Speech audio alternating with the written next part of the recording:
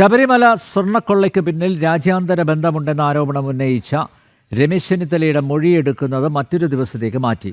ഇന്ന് രാവിലെ 11 മണിക്ക് മൊഴി നൽകുമെന്നായിരുന്നു രമേശ് ചെന്നിത്തല പറഞ്ഞിരുന്നത്. ശബരിമല സ്വർണ്ണക്കൊള്ളയ്ക്ക് പിന്നിൽ രാജ്യാന്തര വിഗ്രഹക്കടത്ത് ബന്ധമുണ്ടെന്ന് രമേശ് ചെന്നിത്തല ആരോപിച്ചിരുന്നു. ശബരിമലയിലെ സ്വർണ്ണപ്പാളികൾ രാജ്യാന്തര പുരാവസ്തു വിൽപ്പന സംഘത്തിൽപ്പെട്ടവർക്ക് കൈമാറിയിട്ടുണ്ടെന്ന് ചൂണ്ടിക്കാട്ടിയാണ് കഴിഞ്ഞ ദിവസം രമേശ് ചെന്നിത്തല SITക്ക് കത്ത് നൽകിയത്. ഇതിന്റെ അടിസ്ഥാനത്തിലാണ് SIT സംഘം രമേശ് ചെന്നിത്തലയുടെ മൊഴി രേഖപ്പെടുത്താൻ തീരുമാനിച്ചത്. ഇന്ന് 11 മണിയോടുകൂടി ഈഞ്ചക്കലിലെ ക്രൈംബ്രാഞ്ച് ഓഫീസിലെത്തി മൊഴി നൽകുമെന്ന് രമേശ് ചെന്നിത്തലയും വ്യക്തമാക്കിയിരുന്നു.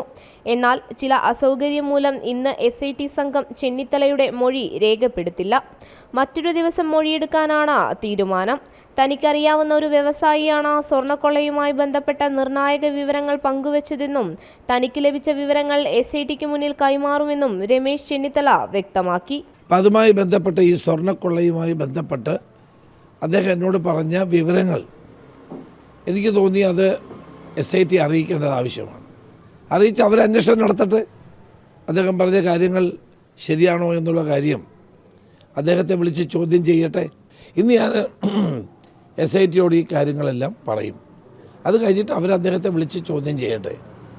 എനിക്കൊരു വിവരം കിട്ടിയപ്പോൾ അത് ഞാൻ അറിയിക്കേണ്ടത് ഒരു പൊതുപ്രവർത്തകൻ എന്ന നിലയിൽ എൻ്റെ ഉത്തരവാദിത്തമാണ് എന്ന് ഞാൻ കരുതി. നിലവിൽ ദക്ഷിണേന്ത്യൻ സംസ്ഥാനങ്ങളിൽ മാത്രം ഒതുങ്ങുന്ന അന്വേഷണം പുതിയ വെളിപ്പെടുത്തലോടെ വിദേശത്തേക്കും നീളുകയാണ്. സ്വർണം ബെല്ലാരിയിലെ ജ്വല്ലറി ഉടമ ഗോവർദ്ധന് വിൽപ്പന നടത്തിയെന്നായിരുന്നു മുഖ്യപ്രതി ഉണ്ണികൃഷ്ണൻ പോറ്റിയുടെ മൊഴി. എന്നാൽ ദ്വാരപാലക ശില്പങ്ങളിലെ സ്വർണം എന്ന നിലയിൽ പുരാവസ്തു മൂല്യം തിരിച്ചറിഞ്ഞ ഒരു രാജ്യാന്തര സംഘം ഇത് കടത്തിയെന്നാണ് ആരോപണം. ദുബായിൽ ഇതുമായി ബന്ധമുള്ള ഒരാൾ വിവരം നൽകാൻ തയ്യാറാണെന്നും രമേശ് ചെന്നിത്തല അറിയിച്ചിരുന്നു. ഇതിൽ ഇടനിലക്കാരായ ചെന്നൈയിലെ പുരാവസ്തു വ്യാപാരിയുടെ പേരും ഈ മൊഴി നൽകുന്നതിലൂടെ പുറത്തു വന്നേക്കാം.